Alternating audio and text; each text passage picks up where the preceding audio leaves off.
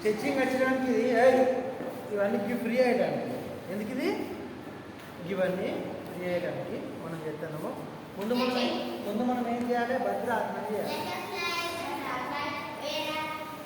దీన్ని ఏమంటాము? బటర్ఫ్లై అంటాము, భద్రాసనం ఏమంటాము? ముందేమో మామూలుగా చేయాలి. ముందేం చేయాలి? ఇట్లా మామూలుగా చేయాలి. తర్వాత అభ్యాసమైన ఏం చేయాలి? ఒక కిట్ ఉంది కదా, ఒక కిట్కెను ఇక్కడ పెట్టుకొని చేద్దాం.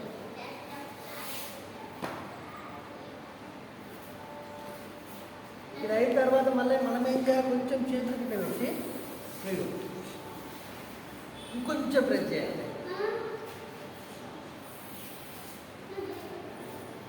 ఏం చేయాలి? ఇంకా కొంచెము ప్రెస్ చేయాలి.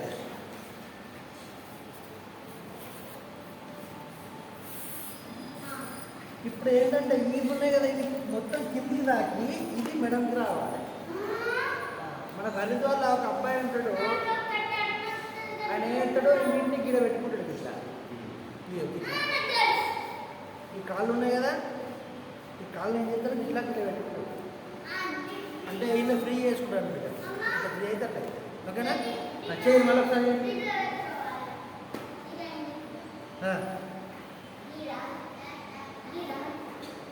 తర్వాత మీకు 1 2 1 2 1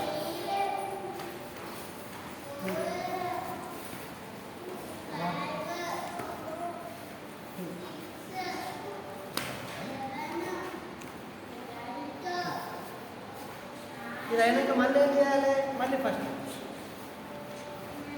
మళ్ళీ ఏం చేయాలి? మళ్ళీ ఫస్ట్ మహా కానీ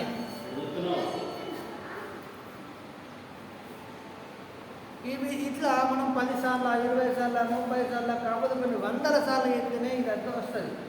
ఏదో 10 సార్లు ఎత్తే మంచిదమో తర్వాత వీళ్ళ జేట్లలో కీళ్ళు ఫ్రీ కావాలి. జేట్లలో ఏం కావాలి? వీళ్ళన్నీ ఫ్రీ అయితేనే మనకు మంచిగా ఉంటుంది. ఓకేనా?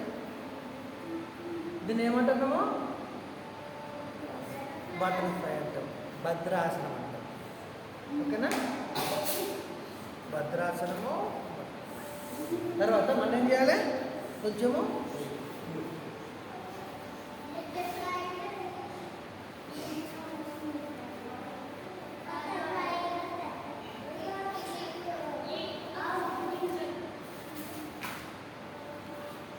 మళ్ళీ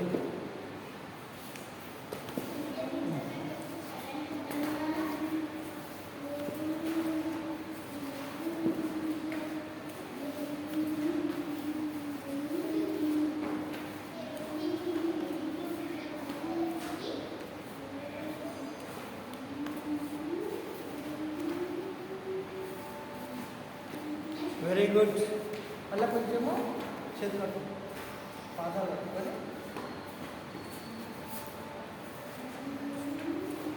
అయినాక ఇప్పుడు కొంచెం ఏం చేయాలి? తిరిగి నిలబెట్టాలి. లేకుంటే 2 పెట్టుకోవచ్చు. ఎప్పుడైనా సరే 2 పెట్టుకొని కొంచెం ప్రెస్ చేయాలి. ఇట్లా కొంచెం సెట్ అయిందనుకో సరే, లేకుంటే ఏం చేయాలి? ఇట్లే వచ్చి 2 వేసుకోవాలి. 2 వేసుకొని ఏం చేయాలి?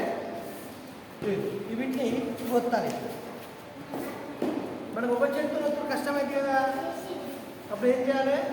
2 చేతులు పట్టుకొని ఈ మో చేతులతోనే ఒత్తి తలను పాదాలు కానీ ఇట్లా ఉంటుంది కాసేపు. 1 2 3 4 5 6 7 8 9 10. మనకు ఏకపాద శిరాసనం రావాలన్నా మనకి ఇట్లా ఎత్తాం కదా గిరి, అవునా? దానికి కూడా ఇది ఉపయోగపడుతుంది. ఇంకొక 2 ఇటుకలు పెట్టుకొని అప్పుడు మనకి ఇట్లా వచ్చిన మనకు ఏమైతే ఈ కాలు మెడలే పడుతుంది. ఓకేనా? చలో మళ్ళీ కొంచెం ఫ్రీ చేసుకుందాం.